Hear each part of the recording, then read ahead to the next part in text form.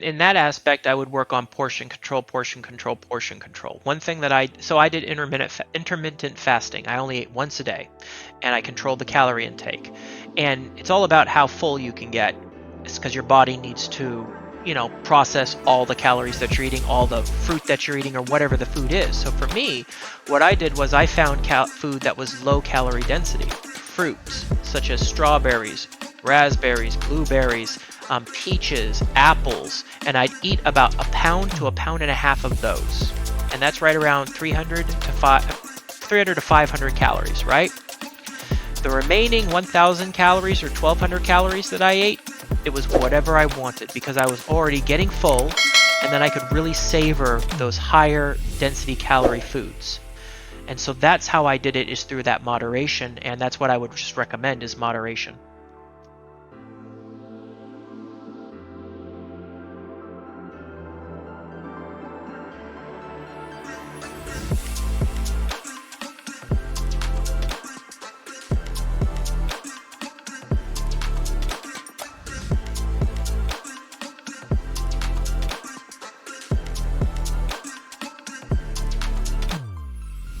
Welcome to another episode of Mosaic Minds Podcast. My name's Nick, and to my right is my co-host, Jason.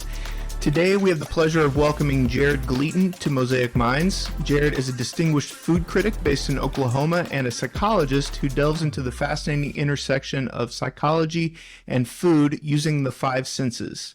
He's here to share insights from his latest book, A Feast for the Senses, The Psychological Art of Eating Well, and to discuss how we can break through food stereotypes, expand our palates, and apply these lessons to other aspects of our lives.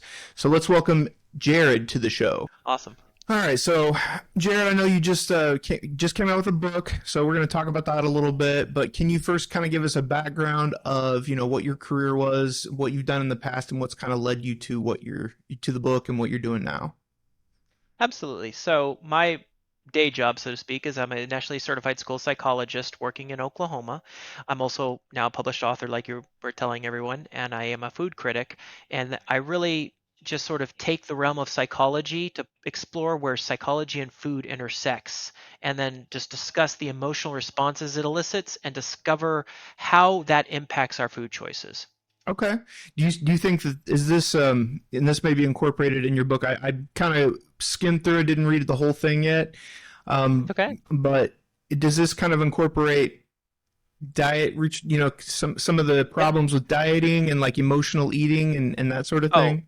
absolutely. So it does talk a little bit about emotional eating, but before entering this journey where I started to become more of a food critic and really expand and talk about the emotions that food elicits, I lost 176 pounds Wow. in the year, and that was in 2016. And that happened right after I lost my father, who was very important in forming my relationship with food early on. It's funny how families can the smallest things, because I was similar with my family, and a lot of times when you see people that are overweight, most of their family members are as well. Absolutely, and he was never an overweight person, and neither was my mom. Indulgence, quantity over quality, and so I had ballooned up to almost 400 pounds, and after I lost my father, I had some steely resolve where I engaged in dieting, and it wasn't bariatric surgery. It was long before Ozempic was a thing, so I had to do it through um, regulation of calories, exercise, and discipline. And in discovering along that journey, I really opened my palate and appreciating quality of food versus quantity because I couldn't eat very much anymore, or else I wouldn't be able to successful in my weight loss journey. So that really helped me develop the palate and really understand flavor profiles and the importance of each bite. What made you want to be what made you want to do the food critic thing? So what I was realizing was a lot of publications, a lot of newspapers, articles, food. It's almost like they were talking about the restaurant, what they were serving, but it really didn't go into detail about the flavor profiles, the atmosphere. There were no critiques anymore. It was almost like let's bring up this business and regardless of how wonderful the food was or what does that mean, wonderful, how good is this food? And that's subjective to the person. But if I could talk to the person and give details so vivid that you could close your eyes and join me, you might be able to join me on that journey and discover something within yourself that you might want to try something new. And that was very important to me. Awesome. This is actually Jason. I think it's I commendable just that you're in the education area. You know, you're psychological. I like the method that you choose. That's inspirational. I'm glad to hear that. I'm not afraid to tell you, being an athlete, sometimes you got to pack on calories to get you to the next training. As I've gotten older, talk to me a little bit about how a person transfers from, I told Nick before we were on, eating pizza with extra ranch dressing on it as opposed to boneless, skinless chicken with broccoli. Talk to me a little bit about the consistency and how you keep that as opposed to going back and forth, because that's my ultimate struggle. that is an incredible struggle, but you're going through, if we just unpack that right there, you're going through two extremes. First off, in Oklahoma, we have this thing called Mazio's Ranch, and it goes on everything. You can dip a Snickers bar in it, and it is delicious. Sticking It's my one of those language. things. Oh, it's one of those things. And it's what it really boils down to. And this is the ugly truth that we don't really talk about because it doesn't sell diet books. It doesn't sell products that help you lose weight, is that your body is a battery. And you're an athlete. You know more about your body than I ever will. But if you burn more calories than you eat, you're going to lose weight. And if you eat more calories than you burn, you're going to gain weight. And I think that we don't sit there and realize psychologically how many calories go into something as small as a Snickers bar. I think a little 3-ounce Snickers bar is right around 250, 260 calories, something like that. And if you run for 30 minutes at 3 miles, and let's just say you're 200, 225 pounds, you're only burning maybe 250, 300 calories. You're in that 30 minutes, you're barely burning off that Snicker bar. And so when you go from the extremes, there's no middle ground, and it's a lot easier to eat more calories than it is to restrict, because when you restrict, you're hungry. Yeah. So the key would really be turning that good food, doing little tricks in there to enhance the flavors so you can appreciate that leaner food, and also work on moderation for that sexy, sexy ranch and pizza. I really like that. The weird analogy that I'm going to use with you that you've kind of taught me, and it was a light bulb moment. I liken it to sitting on a teeter totter with your feet off the Absolutely. ground, and both people weigh about the same. I need to Mhm. teeter more towards the middle as opposed to being the person that's all the way up or the person that's all the way down. So I think that's encouraging. Oh, absolutely. And to take that teeter totter, it's also the fallacy of, you've heard, well, I've been good all week, I'm going to do a cheat week, right? You heard about the Yes. cheat week. Yeah, I know all about the So cheating. we love the cheat week. So this is the sad reality. There's something called basal metabolic rate. Have you heard of that No. term? Mm-mm. Basal metabolic rate is if you sit there and do nothing all day long, your body is burning calories. When you sleep, your body is burning calories. So there's some online calculators. It's not everybody's different, and this of course doesn't take into consideration thyroid conditions or genetic conditions that really do make it harder. But in order to know you really have that, you have to go to a medical doctor.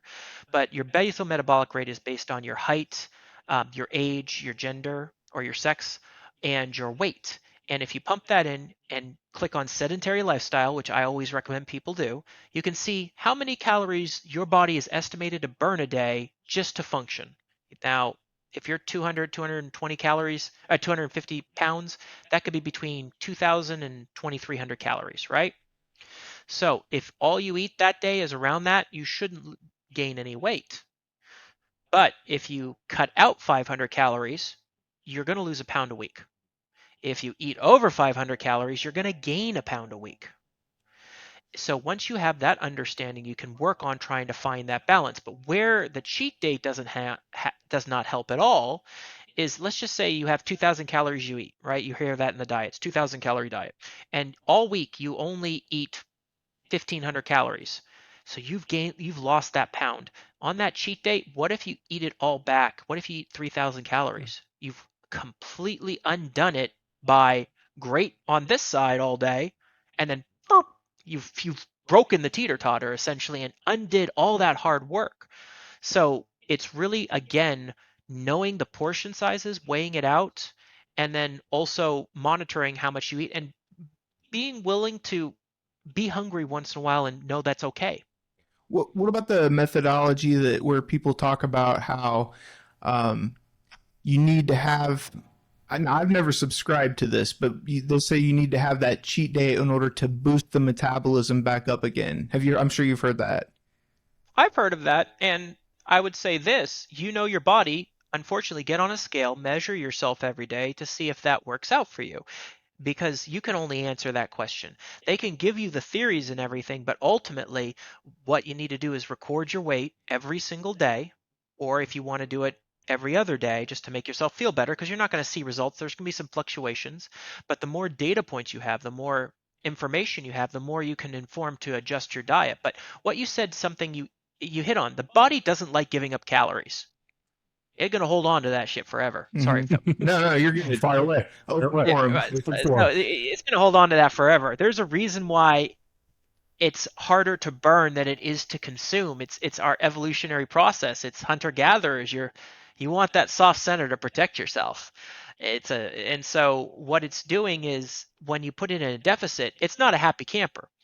So it's trying to, as you lose weight, your basal metabolic rate lowers. In other words, it's adjusting as you go. So you have to adjust your calorie intake as it goes, or else you're going to plateau, and then you're going to get into a depression because everything you feel that was been working is stopped. It's because your body has caught up to the mean thing you're doing, making it lose weight. I see. I love the connection between the psychology and the food because I've always kind of struggled with up and down weight my whole life. Like Yep. I had asthma as a kid, and so they put me on all these steroids, and I just blew up. And then ever since then, I've had problems. Like, but it's all mental because for me it's that dopamine hit. You know what I mean? Like Yeah. it's just I'm an all or nothing kind of person. So Yep. that's why I don't gamble.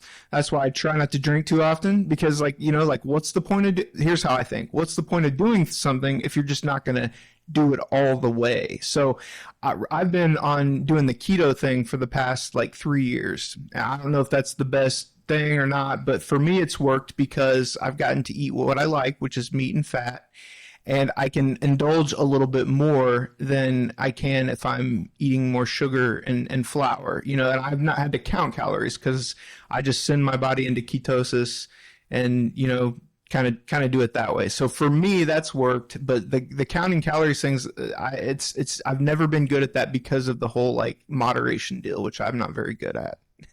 Well, and when you say you put your body in ketosis, but you're still eating a certain amount of that, correct?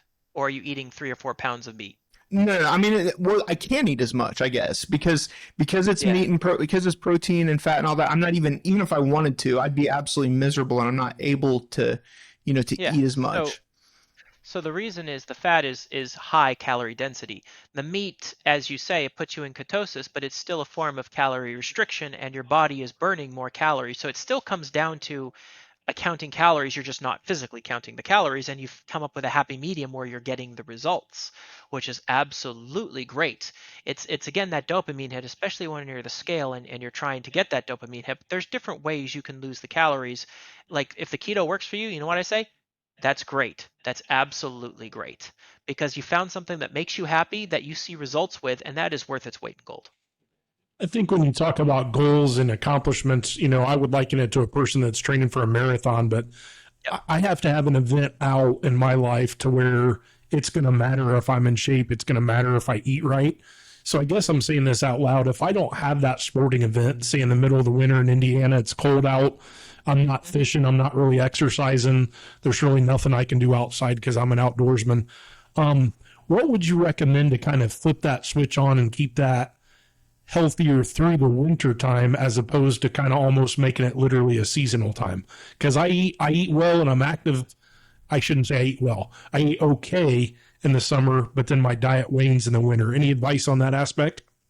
So in that aspect, I would work on portion control, portion control, portion control. One thing that I did intermittent fasting. I only ate once a day, and I controlled the calorie intake. And it's all about how full you can get. It's because your body needs to, process all the calories that you're eating, all the fruit that you're eating, or whatever the food is. So for me, what I did was I found food that was low calorie density, fruit such as strawberries, raspberries, blueberries, peaches, apples, and I'd eat about a pound to a pound and a half of those. And that's right around 300 to 500 calories, right? The remaining 1,000 calories or 1,200 calories that I ate, it was whatever I wanted because I was already getting full, and then I could really savor those higher density calorie foods. And so that's how I did it, is through that moderation, and that's what I would just recommend is moderation. How would you say that our senses influence our eating experiences and preferences? So, and more of less of the diet thing and more of just the food critic, enjoying the food. Like, how would you say that our senses influence that? Massively, and it's actually psychological, so it's biological. We're all predisposed to have different taste buds. For example, you might prefer salty, I might prefer sweet, so that's one thing. But we're also shaped by our environment, and all these companies that we grew up with hire psychologists to market so that you will buy to prime us to buy things that they want. There's a reason why Pringles taste so good, or Bugles. Nothing's better than a Bugle Yeah. sometime. Little richness, but they're not good for you because they're cheap processed food that are high calorie density, but they taste good. You can eat them forever. And so those senses are developed early on that you are predetermined to enjoy those tastes, to enjoy the sweetness, the saltiness, and you're eating that as a kid without some regulation. And then your eyes, you're seeing this beautiful packaging, and you carry that on into adulthood. And you still make those choices. And a lot of homes spend a little bit of money for a lot of food. The portion quality, or the portions are huge, quality versus quantity. Hmm. And a lot of time we are trying to get full, so we eat a big quantity based on us thinking this is good because that's how we've been wired for all our lives. Home cooking,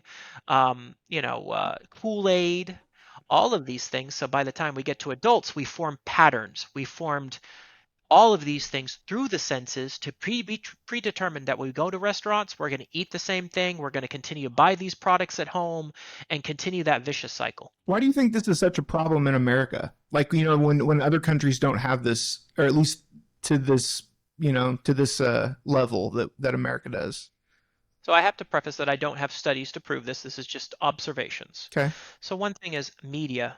Absolutely media. The colorful, everything that you say, advertising is huge. We emphasize eating out in products a lot more than overseas. Whenever Americans have issues with impulse control and moderation, and I suffer from those things myself, and every day I have to be cognizant of that to work through it. Like, oh, look at that pastry, I want that pastry. Okay, I'm gonna have a bite, and then I have to stop. We aren't, it's just like cigarettes. Whenever you're told don't smoke cigarettes all your life, well, if you discover cigarettes and you hit that addiction, you might start smoking them a lot because you've been denied that. Yeah. And so it's the reverse. You've been encouraged to eat these things. You've been encouraged to always enjoy the restaurant food. And why would that stop? So let me ask you a question. What's your favorite restaurant? I'd say anything with steak, like Texas. If I'm going on my budget, Texas Roadhouse. Okay. What do you get at Texas Roadhouse? I get a steak. Well, so I'm pretty good these days. So I get a steak, probably whatever their vegetable is, like some broccoli, side salad.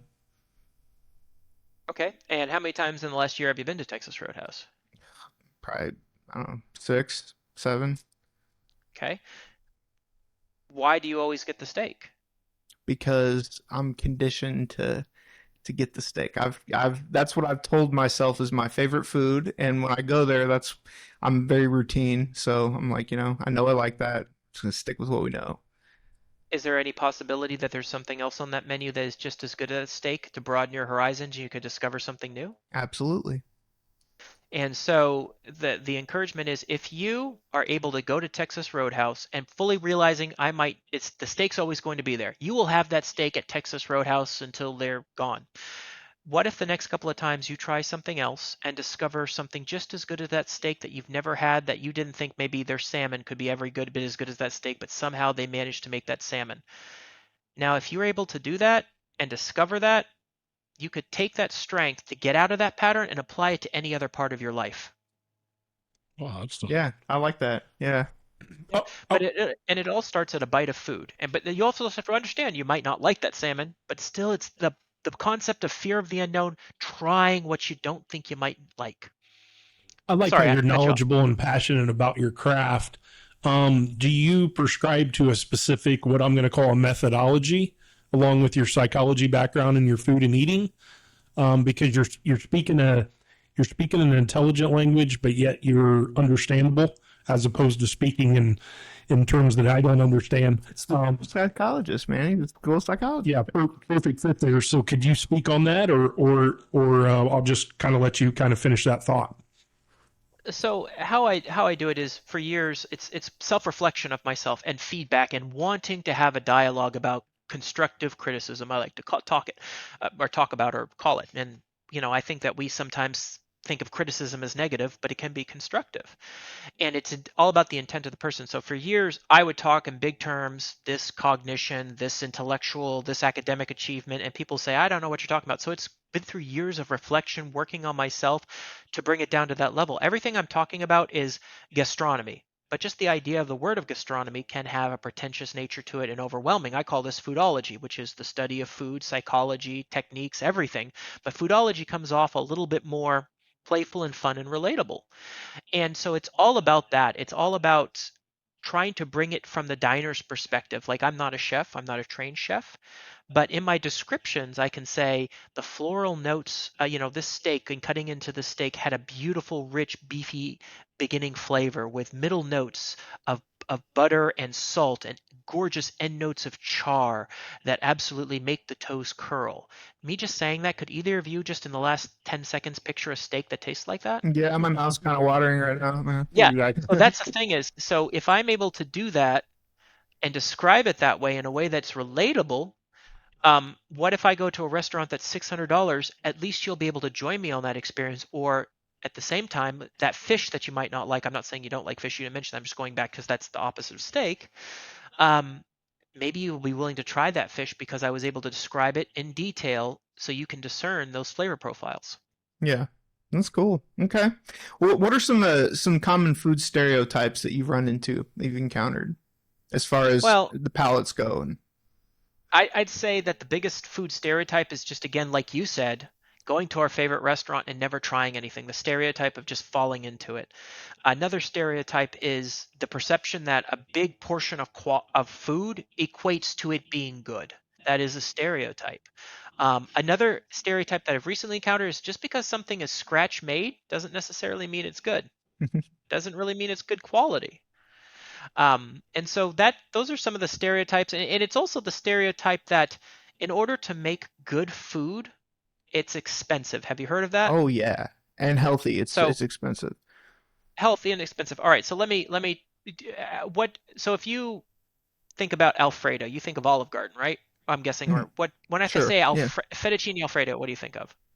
Yeah. I just Alfredo sauce. Yeah, like Italian All right, cheese dip. Alfredo sauce. All right. So let's talk about what that is. And so I want you, have you had dinner tonight? Nope, not yet. Uh, do you have Parmesan cheese in your fridge? No, I have the dry crap that's in the pantry. Like that. No, that's okay. That's okay. We'll Okay, work with this. Do you have butter, like I from do. butter? All right. Do you have ramen, I think so. Yeah. I mean, or do you have I wouldn't eat it, but yes, I have ramen. The kids like you it. have do you have dry pasta? Yes. Okay. So if you take dry pasta and boil it till it's just a little on the side of firm, just a little firm, okay? You save some of that pasta water, you put that pasta back in there, you add 2 or 3 tablespoons of butter, you add a handful of that Parmesan, and you stir, stir, stir, stir, stir, and you add a little bit of water. After a while, it's gonna combine together to make Alfredo sauce. It's kind of like the That is gonna be incredible. so it's like the Kraft macaroni and cheese, right? Like A Kraft macaroni and cheese, but think of how much that costs. And if you want to add some broccoli to it, then you've got broccoli, and that's a fairly healthy meal. I mean, there's butter in it, but you're counting the calories and moderating, but it's going to taste incredible for less than $4 wow. right at home with everything in there. Your family like Italian food? Oh, absolutely, See, there you go. There absolutely. you go. Well, it's understanding that you can go get the bottle and all of that, but you have the stuff in the pantry to make it in its form that is exactly how it's made in Italy. That's cool. And so there's not many people that just realize just that little simplicity. And I even talk about if you explore and broaden your palate while you're eating out, if you really like something, you can then take that and make it at home just from tasting the food without necessarily needing a full on recipe. Have you ever experienced I'm sure you've seen it, but the restaurants that have they're all dark, and they have the night the waiters have like the night vision goggles, so you're eating in Mhm. complete darkness, so it's supposed to like enhance the other senses. Does that work? It's a form of of a sensory deprivation. So for me, it works because I'm comfortable and I'm relaxed in that. It requires a certain amount of openness, a psychological trait.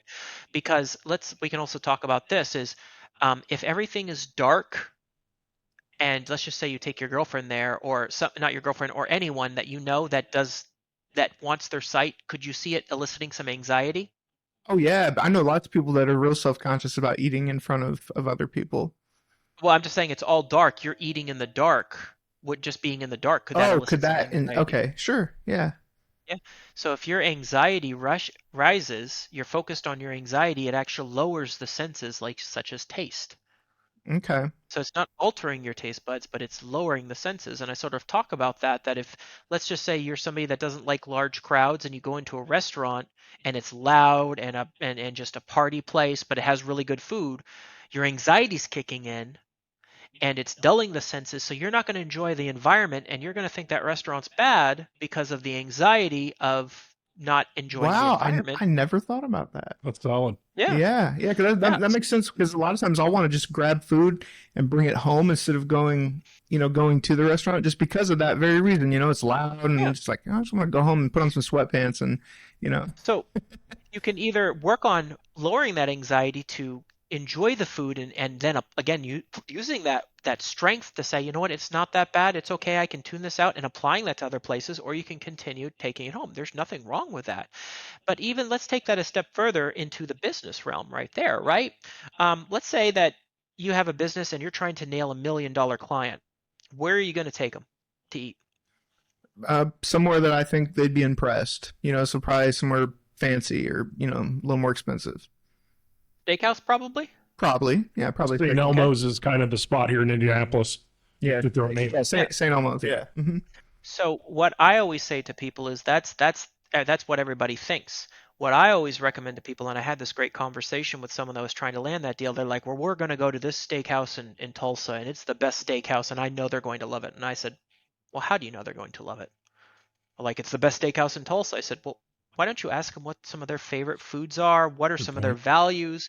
What are some of their what type of atmosphere? Without even bring up food, what are some atmospheres you like? What time? If you were to go out, what do you like?" And if they say nice and relaxed, all right, you're going to take them to a steakhouse for nice and relaxed.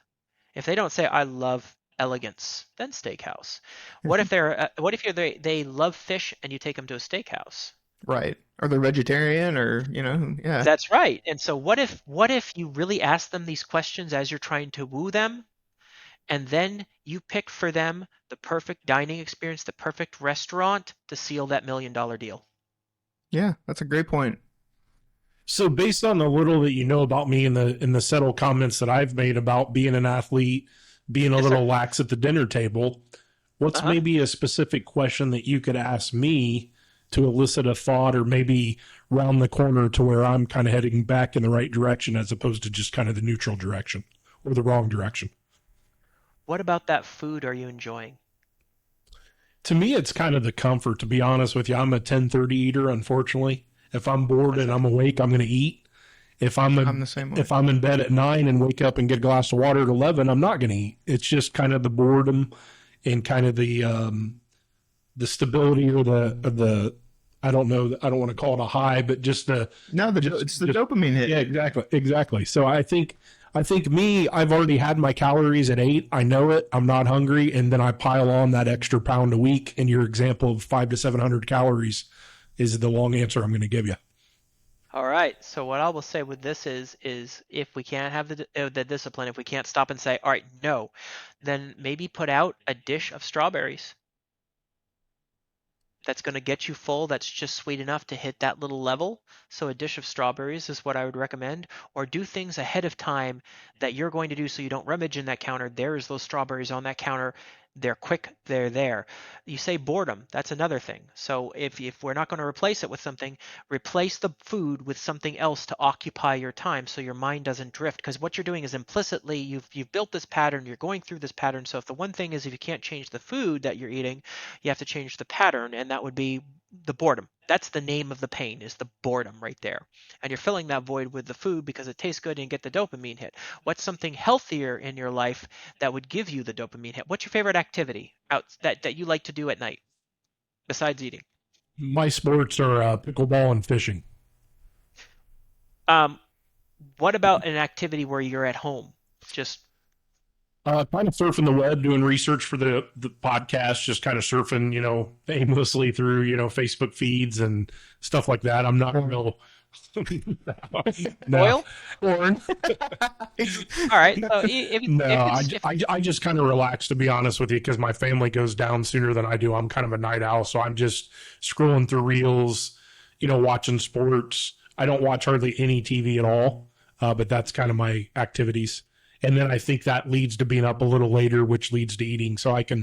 I'm kind of figuring out where you're going.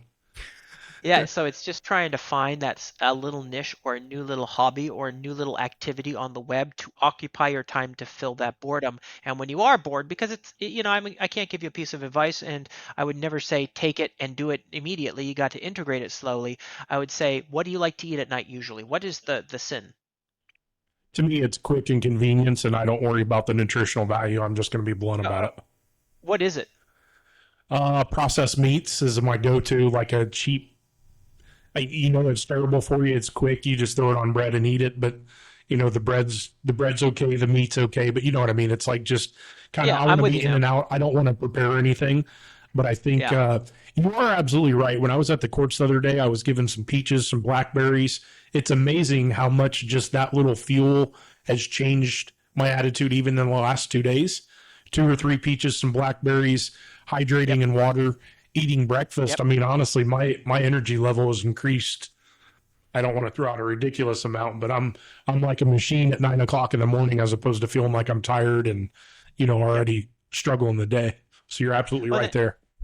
yes, and so I wouldn't say then I would say if you aren't able to do the peaches or the fruits, cut the bread in half. Start somewhere. Have a goal to start somewhere and cut the sandwich in half. And a week later, cut the sandwich into a quarter. A week later, cut the sandwich into an eighth and add some peaches.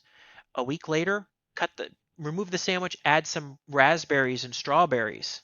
So systematically cut back on one and replace it with something good so that becomes your new routine. And the important thing is yes, when you eat food, you have a burst of energy generally because your food is processing that energy. When you don't use that energy, it stores it as fat. And so that's why you're feeling relaxed in the morning. But the problem with the evening is we're not as active in the way to burn off that energy. So the body's less is not burning it off, it's then storing it. So I was doing some research, and I'm not afraid to tell you, I did a lot of research on the dishes that you're kind of reviewing or critiquing. Hmm. I think that's interesting to kind of, in your language, I guess, expand the palate, expand the horizons there. Um, Talk to me a little bit about how a person can take maybe expansion of it or things that they've never tried or been brave enough to kind of go as opposed to just a basic diet. How does a person kind of expand that out? It's trial and error. It's being able to be willing to understand that not everything is going to be perfect with food, and I'm going to have hit or misses, and just knowing that once you've tried, you've developed that relationship, you've remembered the good times, you've remembered what you don't enjoy, but also having just that flexibility. And so expanding out is incredibly important because once you try something, it branches takes into it's almost like 6 degrees of separation for food. I tried this. Okay, this is similar to this. This is similar to this. Let's try and go down this way. And the possibilities are endless as you branch out. Now, separating psychology, school, education, and foods, all that. You're from Oklahoma, is that correct? I'm from Oklahoma and we're going through a culinary renaissance right now, and it's wonderful to be a part of. Nice, nice. Do you do anything? Are you a sports fan? Do you do anything away from maybe the topics we've discussed up to this point? So I enjoy football. I'm a boomer Sooner. I was going to say that. I'm a boomer sooner. I cannot sit there. I have to say I'm a fake bandwagon fan because I didn't go to OU. I went to Oklahoma State University to get my master's degree. I went to Northeastern State University to get another master's degree. I'm sorry, East Central University for my second master's degree. But if I'm going to watch football, Sooners. Is Sooners. OSU, no, is that the school that T. Boone Pickens is kind of OSU is T Boone Pickens, and boom? I hit it. All right. you nailed it. You Love nailed it. it. And the Cowboys, and I'm a realist. I love statistics. Yes, we're going to beat those Cowboys every 8 out of 10 years. That's statistically proven. But they have more overall championships because of their fantastic wrestling. I'm hoping that softball and football will eventually catch them, but we're struggling to get past that Final Four. We're big basketball fans here in Indiana typically, and I think that translates over. So, what if you don't mind me asking? We're going to tag this, and we're going to kind of do some help for you here. You've done a great job Thank with you. it. Would you want to tell us maybe the title of your book, just to make it a quick, easy search that you're seeing and hearing? And also we're all they can get it. We're all So it is a feast for the senses at the psychological art of eating well, and it can be found on Barnes and Noble and Amazon. Right now, there's a paperback ebook, but also audiobook is coming soon.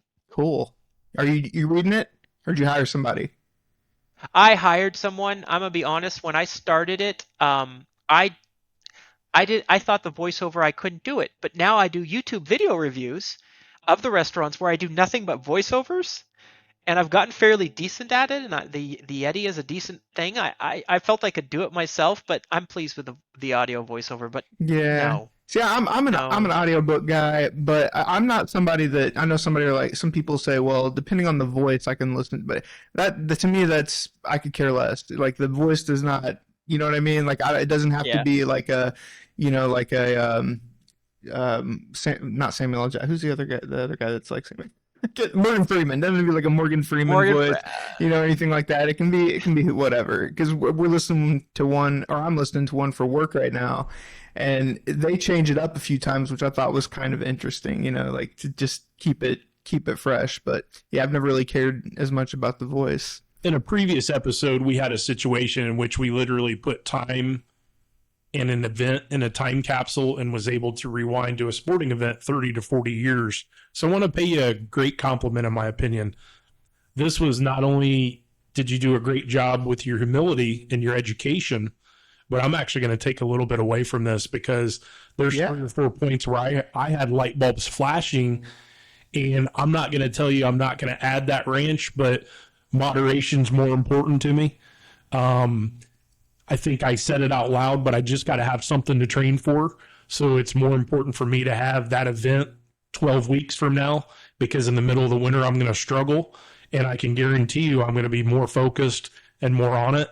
I used to run a 5 minute mile, and man, I'm not afraid to throw my weight out there, man. I'm 275 right now. I should be operating about 225. And I'm not breaking down to you, but I'm trying to be real with you. If I can get my weight under control to 230 or 240, being mid 40s, I'm a completely different athlete. I'm more competitive. I'm happier. I'm more lively.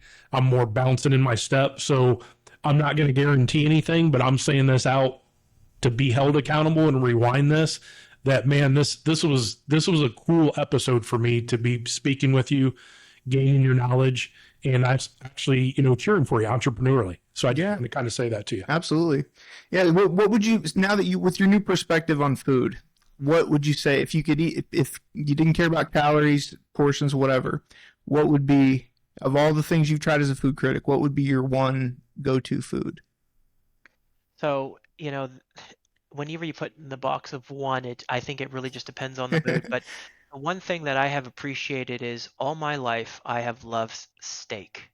You give me Wagyu, fatty steak, all of these things. And it wasn't until I dined at a restaurant called Farm Bar in Chef Lisa Beckland where she brought out sea bass with a black garlic sauce and some potatoes, and I bit into it, and it changed my world.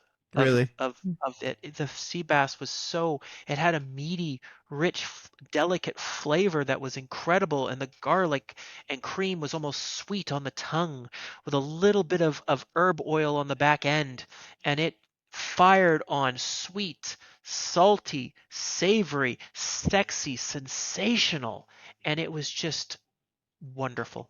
Wow. Yeah. I think that you should, maybe as like a side gig, I think you should do commercials for. I was thinking. That's what I was thinking. 'Cause I'm ready to go buy some sea bass. I don't know about you, Jason, but I'm ready to go out and get Yeah, some it's like if I had a stopwatch and gave you 20 seconds to describe X, I think you would knock it out of the park in that 15 to 20 Yeah, seconds. for our audience, describe Mosaic Minds as if it were a food. I'm just kidding. Mesmerizing. I've got nothing. Sorry. It's I okay. tried. It's okay. Mesmerizing, memorable, Okay. masterful Mosaic Minds. So before I ask all the places that we can find you, do you have, if you could give one takeaway from your book for people that don't get a chance to read it or whatever, if you could give one takeaway, and the most important thing, what piece of advice would you give to people that are maybe struggling with their weight, mainly due to psychology, or are just trying to, just trying to get it themselves in check with food? Because I know so many of us have that problem. So that is such a great question. I think what I would say is that finding strength within yourself. If you can find that strength within yourself, you can find strength to do anything, and know that you can still be happy with good bites of food through this process. Great. Awesome. Thank you so much, man. Where can we find you other than your book? So I have a website that just went live. I was told I have to check it out. It's www.jaredgleatoneats.com. I primarily am on Facebook at Jared Gleaton Eats. I'm also on YouTube at Jared Gleaton, Instagram Jared Gleaton Eats, TikTok Jared Gleaton Eats, and I post daily on there. And I just want to say thank you so much for all of this. This has been a fun Yeah, this conversation. has and been. great. Yeah, Absolutely. I've been looking forward to this because those are two of my most of my favorite subjects. I love to talk about psychology, and even though I'm no expert, and I love to talk about food. So I've been looking forward to this. So and I love to talk about sports. I'm very opinionated. I'm completely out of my depth. I love UConn basketball. The Huskies? Yeah, absolutely. The Huskies, Absolutely. and the new football season. I'm a 49er fan, so I didn't get into all of that, but I do like the little niche sports night, my teams, and I like to follow because I love the statistics, and I always find the debates of who's the best quarterback interesting, and I always break it down, and I love different perspectives of that too. So Indianapolis is an excellent sports town. If you ever get a chance to come here, And food. we've got a good section. I think we're underrated, to be honest with you. I think we're emerging both from the sports world and the restaurant world. More people are starting to, I guess, admit, because at one time it wasn't real trendy to come to. Yeah. Now the big bad events from a sports perspective have come here, but you're more than welcome in the city. Keep doing great things, and hopefully we'll cross paths and interact with some of your fans and vice versa. And like I said, second Nick, man, I think it was a exceptional time to talk with you and learn some actual psychology from an expert. Yeah. thank you so much. I really appreciate it, and I this has been so wonderful. I could talk for another hour if you had I the time know. Yeah. Well, about anything. So hopefully we can have you back because you'd be a great guest for multiple topics. So like hopefully if you're willing, hopefully we can have you back again sometime. please just let me know. I'll make availability in time. All right. Thanks, Jared. Thank Take you. Have care. a great day. Thank you. Bye.